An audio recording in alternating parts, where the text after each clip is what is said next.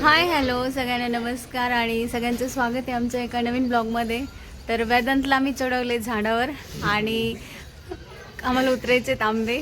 तर बऱ्यापैकी उतरून झाले होते आणि काही राहिले होते तर ते बाहेरच्या साईडनी पडत होते आणि एवढे काढले होते त्यांनी. चल ना वेदांत पटकन काढ ना. थकले पाणी आणा ना, थकले पाणी आणा, खरंच थकले. आणि आता थोडेच राहिले इथं पण थोड्यासाठी याचे नाटके चालू इथं.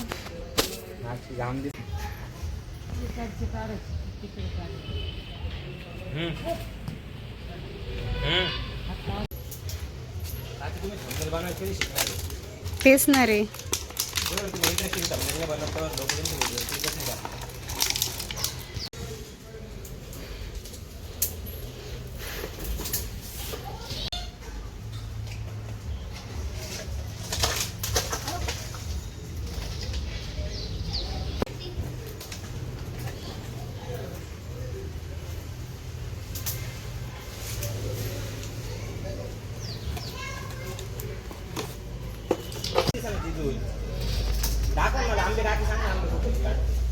अरे बघ ना पुढं असते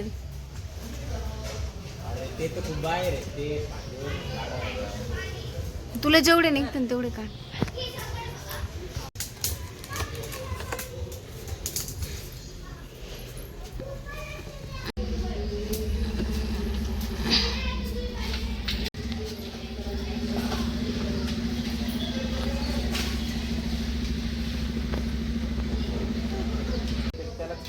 मला कळणार नाही, खाली पायाकडे बघू हाताकडे बघू काही भांडी वडून.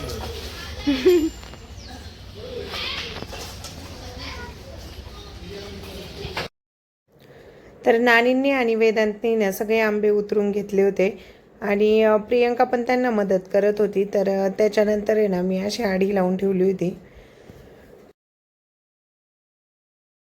तर मागच्या व्हिडिओमध्ये 10-12 दिवस झाले असेल त्यावेळेस आपण आंबे उतरवले होते. तर ते आंबे पिकले होते आपले आणि छान असे ना येलो कलर आला होता त्यांना. पण आतून आहे ना काही काही असे काळपट निघायचे कारण वरून पण पडले होते ना काही. तर त्यांना थोडासा असा मार लागलेलाच होता त्याच्यामुळे ते एक साईड आहे ना थोडीशी काळी निघायची. आणि एवढ्यावरून आंबा पडला म्हणजे ना खालून असा बिलबिला पण होतो. तर बऱ्यापैकी आज पण आंबे उतरून झाले होते आणि थोडेसे ताईंच्या घरून पण आले होते ननंदबाईच्या. तर गव्हाचा आपलं जे भुसा असतो ना तर त्याच्यात आहे ना आम्ही पिकायला घातले होते आणि त्याच्यातच चांगले पिकले होते. आणि आंब्याच्या खालून पण असा भुसा टाकलेला होता, मध्ये आंबे ठेवले लाईनमध्ये चांगले छान असे आंबे ना एकसारखे ठेवून घेतले आणि परत वरून आहे ना भुसा टाकून त्याच्यानंतर आहे ना त्याच्यावर बेडशीट घातलं होतं. त्याच्यामुळे ते ना असे गरमीने आतून पिकले होते आंबे. आणि 2-3 टप्प्यामध्ये आम्ही पहिले आंबे काढले होते आणि आता हे पण पिकायला ठेवले आहेत आंबे. आणि मी काम आवरत होते तोपर्यंत यांनी पण आंबा उतरून घेतला होता आणि माझं पण तोपर्यंत काम आवरून झालं. तर त्याच्यानंतर पहिले आंबे पाहू शकता. तर तुम्ही असे निघालेले होते आपले आणि बऱ्यापैकी असा म्हणजे पिवळा पण जास्त नव्हता आला कलर आणि जास्त हिरवा पण नव्हता पण मध्यम झालेले होते. छान आहे टेस्टला. तर आमचं काम आवरल्यानंतर मी आज आहे ना पापडाचं पीठ मळलं होतं ना, आज होती एकादशी. तर आम्हाला तिघी चौघींना पण एकादशी असते.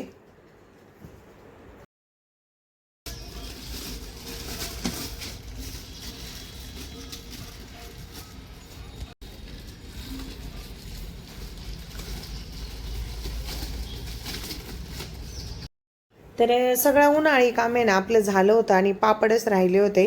तर आज करू उद्या करून ना अशी बरेच दिवस लावून लागली त्या पापडांना. तर आज फायनली आम्ही पीठ मळलं होतं सकाळी. तर 5-6 घंटे ना चांगलं पीठ भिजलं होतं आणि 10-11 वाजता आहे ना 11-11:30 वाजले असतील तोपर्यंत चांगलं भिजलं होतं आणि फुगलं पण होतं ते पीठ.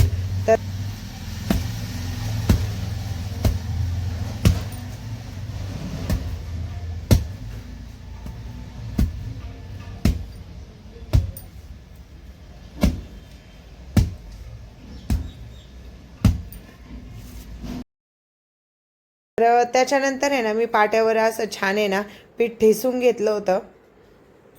ठेसून घेतलं ना तर पिठाला असे ना मऊपणा येतो आणि पापड लाटायला पण सोपे जाते. तर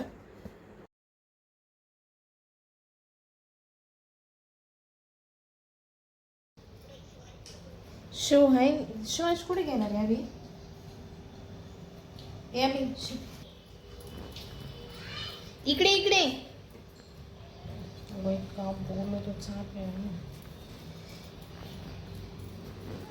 इकडे.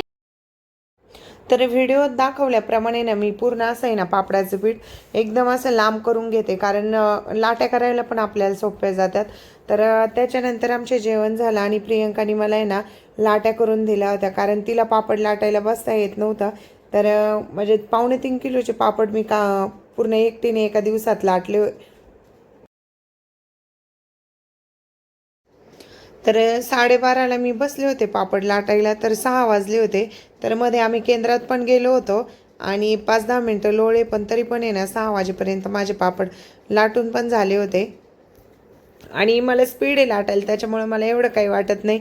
पण जेव्हा मी एकटी लाटत होते ना त्यावेळेस म्हणजे बोरच होत होता, कारण एकीला दोघे असले ना गप्पा मारता मारता दिवस कुठं निघून जातो ते कळत पण नाही. तर एकटीला म्हटलं ना तर कंटाळाच आला होता मला लाटायला. गेमच खेळतो बरं का, अभ्यास नाही करीत त्याच्यात.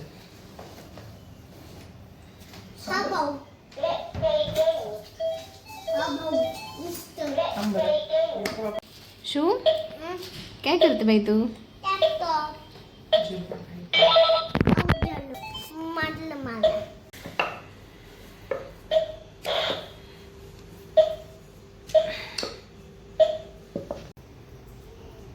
आणि प्रियंकाची पण मला खूप मदत झाली होती. म्हणजे पूर्ण आहे ना लाट्या तिनेच करून दिल्या मला. आणि त्याच्यानंतर मी काही लाटून पापड टाकले, पण तिने ना रूममध्ये सुकायला पापड टाकले. इकडून तिकडून न्यायला मस्त वेळ गेला, त्याच्यात पण वेळ जातोच. तर तिने पण खूप मदत केली होती आम्हाला. आणि आता आहे ना 5 वाजले होते, तर म्हटलं चला केंद्रात जाऊन येऊ. तर भरपूर असं आहे ना आभाळ पण आलेलं होतं. तर आम्ही दोघे ना केंद्रात गेलो होतो. आज होती एकादशी आणि एकादशी निमित्त आहे ना केंद्रात भागवत कथा चालू होती.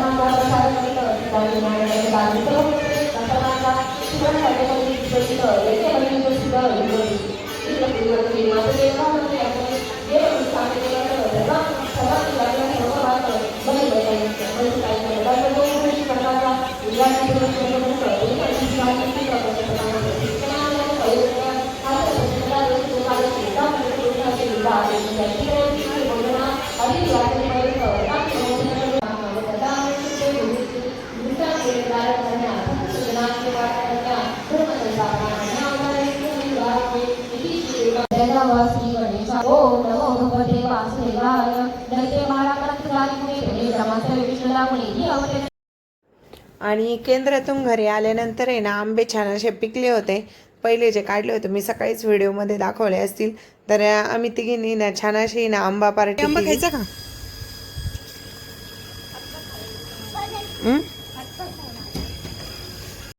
आणि अवनीला आणि शिवांशला पण खा म्हणत होतो, पण त्यांनी पण खाल्ला नाही.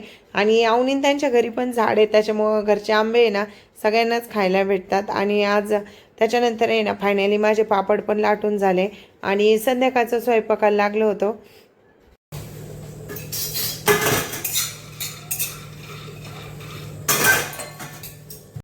आणि आज आम्हाला आहे ना तिघींना पण एकादशी होती. तर आणि चौघींना असती, पण बाई पण 2-3 दिवस झाले तिकडे मळ्यात गेलेली होती, तर मोठ्या सासऱ्यांच्या घरी. आणि आम्ही तिघीच होतो उपवासावाल्या. तर आम्हाला आहे ना भगर बनवायची होती, कारण साबुदाणा आहे ना सकाळी खाल्ला ना तर तो संध्याकाळी खाऊ वाटत नाही.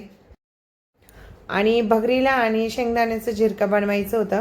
तर त्यासाठी ना मी छान असे आहे ना एकदम बारीक गॅसवर आहे ना शेंगदाणे खरपूस असे भाजून घेतले होते.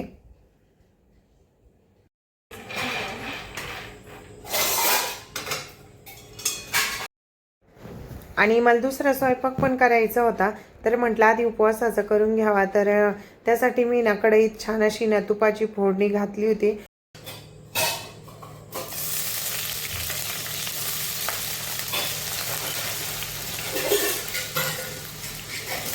आणि त्याच्यात आहे ना बटाटा आणि ना हिरवी मिरची ते टाकून छान असं आहे ना लाल रंग येईपर्यंत परतून घेतलं होतं. तर कालची एकादशी ना कमला एकादशी होती. तर ती 3 वर्षातून एकदा येते. तर तिला पद्मिनी पण एकादशी म्हणतात, कोणी पुरुषोत्तम एकादशी पण म्हणतं.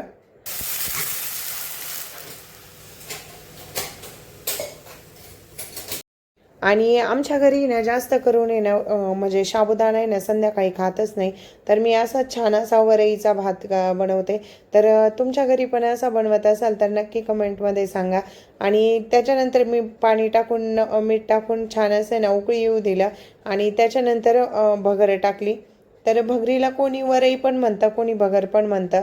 तर ज्याच्या भागात जे म्हणजे पद्धत आहे बोलण्याची तशी. तर आमच्याकडे ना जास्त करून भगरच म्हणतात. आणि उकळी आल्यानंतर मी धुवून भगर टाकली होती त्याच्यात.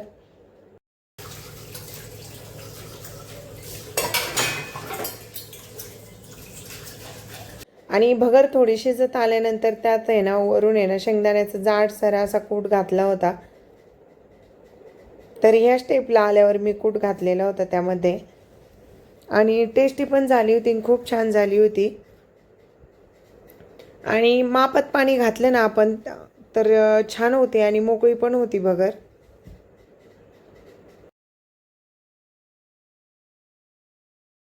तर त्याच्यानंतर आहे ना गॅस कमी केला आणि त्यावर आहे ना झाकण ठेवून आहे ना 5 मिनिटं फक्त वाफेवर शिजून दिली होती.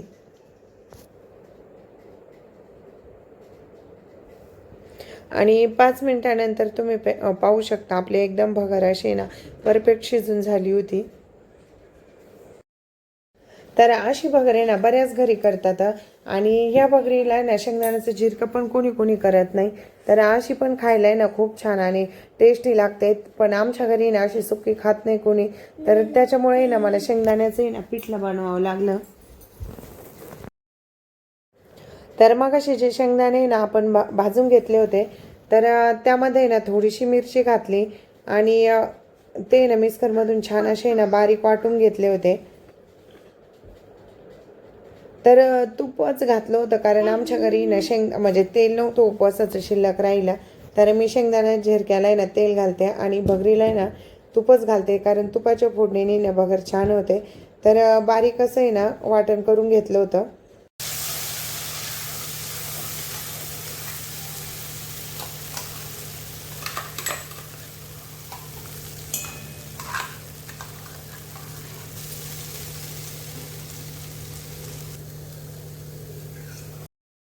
आणि ते वाटण आहे ना तुपामध्ये आहे ना छान असं आहे ना परतून घ्यायचं. आणि चांगलं आहे ना तेल सुटेपर्यंत आहे ना जोपर्यंत मिरचीचा आहे ना उग्रवास जात नाही ना तोपर्यंत आहे ना छान असं आहे ना परतून घ्यायचं. कारण आहे ना मिरचीचा असा आहे ना उग्रवास येतो आपण खाताना. तर तो चांगलं परतून घेतला आणि त्याच्यानंतर आहे ना आपल्याला पाहिजे तसं आहे ना आपण घट्ट पातळ आहे ना ज्या प्रमाणात पाहिजे ना तसं पाणी घालायचं. कारण आहे ना आमच्या घरी जास्त आहे ना घट्ट जमत नाही. आणि जेव्हा मी केलं होतं त्यावेळेस थोडासा आहे ना पातळच होता, पण थंड झाल्यावर आहे ना तो थोडा घट्ट पण झाला होता. आणि अशा पद्धतीची ना तिखट भगर आणि शेंगदाण्याचा झिरका जर कोणी ट्राय नसेल केलं तर नक्की ट्राय करून पहा. आणि याचं कॉम्बिनेशन खूपच छान लागतं. आणि प्लेन पण भगर करतो आम्ही कधीतरी, तर ती पण छान लागते आणि ती ना दुधामध्ये ना खूप छान लागते. आणि यामध्ये लिंबू पिळून खाल्लं ना ते तर अप्रतिमच लागतं. तर व्हिडिओ आवडल्यास नक्की लाईक शेअर आणि कमेंट करा. आणि चॅनलला कोणी नवीन असाल तर सबस्क्राईब करा. आजचा व्हिडिओ कसा वाटला तर नक्की कमेंटमध्ये सांगायला विसरू नका.